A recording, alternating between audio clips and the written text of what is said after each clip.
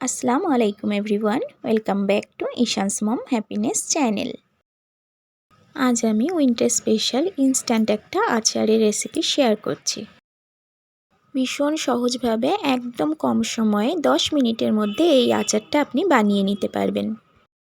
শীতের সবজি মূলো গাজর নিয়ে নিয়েছি আর সাথে নিয়েছি আদা আর কাঁচা লঙ্কা। মূলো গাজর আদাগুলোকে আমি একটা পিলারের সাহায্যে খুব ভালোভাবে খোসাগুলোকে এইভাবে ছাড়িয়ে নিচ্ছি। আপনারা চাইলে ছুরি বা বটি দিয়েও কাজটা করে নিতে পারেন, আর আপনারা চাইলে আগেও ধুয়ে নিতে পারেন। আমি খোসাগুলো ছাড়িয়ে তারপর খুব ভালো করে ধুয়ে নেব। তো মূলো গাজর আদা সবগুলোর খোসা ছাড়িয়ে নিয়েছি। এরপর সবগুলোকে খুব ভালোভাবে এইভাবে করে যেটুকু বাদ দিয়ে নিয়ে খুব ভালোভাবে ধুয়ে নেব। একদম কম সময়ে ভীষণ টেস্টি কোনো আচার রেসিপি আপনি বানাতে চাইলে এটা অবশ্যই একদিন ট্রাই করতে পারেন। খুব ভালো টেস্ট হয় এই আচারটা।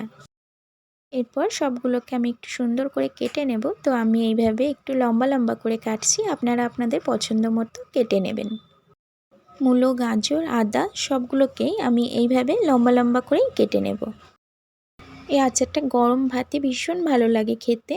মানে সর্দি কাশি হলে মাঝে মাঝে মুখে রুচি থাকে না, কিচ্ছু খেতে ভালো লাগে না, তখন এই আচারটা দিয়েই শুধু ভাত খাওয়া হয়ে যাবে। আর এটা কিন্তু রুটি দিয়েও খেতে ভালো লাগে, আমি তো এটা রুটি দিয়েও খাই। আর লঙ্কাগুলোকেও এইভাবে একটুখানি করে বাদ দিই আর এইভাবে মাঝখান থেকে একটু করে কেটে নেব। আর আমরা বাঙালিরা তো মাঝে মধ্যেই মুড়ি খেতে ভীষণ ভালোবাসি, তো মুড়ি মাখাতেও কিন্তু এই আচারটা দিলে দারুণ টেস্ট হয়। এইভাবে করে সবগুলোকে আমি লম্বা লম্বা করে কেটে নিয়েছি। এই যে গাজর মূলো লঙ্কা আদা সবগুলোকেই লম্বা লম্বা করে কেটে নিয়েছি।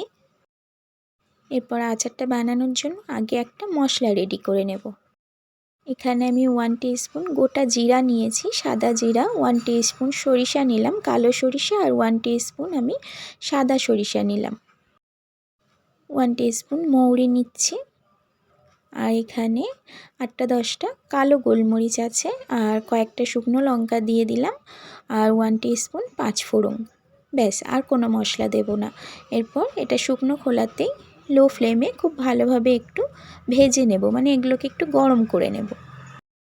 1 মিনিট আমি লো ফ্লেমে এগুলোকে ভেজে নিয়েছি। এরপর একটা প্লেটে শিফট করে নিয়েছি। ঠান্ডা হয়ে গেলে ওগুলোকে আমি গুঁড়ো করে নেব। খুব বেশি মিহি গুঁড়ো করব না, একটু গোটা গোটা রাখবো। এরপর আচার বানানোর জন্য অবশ্যই সরিষার তেল নিতে হবে। তেলটা একটু গরম হয়ে গেলে কেটে রাখা সমস্ত সবজি আমি দিয়ে দিলাম। মূলো গাজর লঙ্কা আর আদা আছে এখানে, আগেই তো দেখিয়ে দিলাম সবগুলো। তেলের উপর আমি 2 মিনিট নাড়াচাড়া করব। তারপর যে মশলাটাকে ভেজে ঠান্ডা করে নিয়েছিলাম ওটাকে এই যে গুঁড়ো করে নিয়েছি, একটু আধ ভাঙা করে নিয়েছি। আমি শিলপাটার মধ্যে গুঁড়ো করেছি, আপনারা চাইলে কোনো গ্রাইন্ডার জারে গুঁড়ো করে নিতে পারেন। তো মশলাটা আমি 3 টিস্পুন দিয়েছি। এখানে একটুখানি হাফ টিস্পুন আমি হলুদ গুঁড়ো দিলাম। এরপর আমি আরও 2 মিনিট এইভাবে নাড়াচাড়া করে নেব। তারপর 2 মিনিট পর আমি এখানে লবণ অ্যাড করব। 1 টিস্পুন লবণ এখানে আমি দিয়ে দিলাম। লবণটা দেওয়ার পর আমি 2 মিনিট আরও নাড়াচাড়া করে এখানে আমি ভিনিগার অ্যাড করব। ভিনিগারটা অবশ্যই দিতে হবে, তাহলে আচারটা অনেক দিন ভালো থাকবে। এখানে আমি 3 টিস্পুন ভিনিগার দিয়ে দিচ্ছি। আপনারা ভিনিগারের পরিবর্তে লেবুর রস দিতে পারেন, একই কাজ হবে। ভিনিগারটা দেওয়ার পর 1 মিনিট আমি সবগুলোকে খুব ভালোভাবে মিশিয়ে নিয়ে গ্যাসের ফ্লেমটাকে অফ করে দেব। আচারটা একদম রেডি হয়ে গেছে। এই যে গ্যাসের ফ্লেমটাকে আমি অফ করে দিলাম। এরপর এটাকে একদম সম্পূর্ণ ঠান্ডা করে নিতে হবে। 1 ঘন্টা পরে ফিরে এসেছি। 1 ঘন্টায় আচারটা সম্পূর্ণ ঠান্ডা হয়ে গেছে। কতটা লোভনীয় দেখতে হয়েছে দেখেই বুঝতে পাচ্ছেন, এটা খেতেও দারুণ টেস্ট হয়েছিল। একটা কাঁচের জারের মধ্যে আমি এগুলোকে ভরে নেব। আপনারা যে কোনো জারে রাখতে পারেন বা টিফিন বক্সেও রাখতে পারেন, আর এটাকে ফ্রিজে রেখে 2 থেকে 3 মাস খাওয়া যাবে।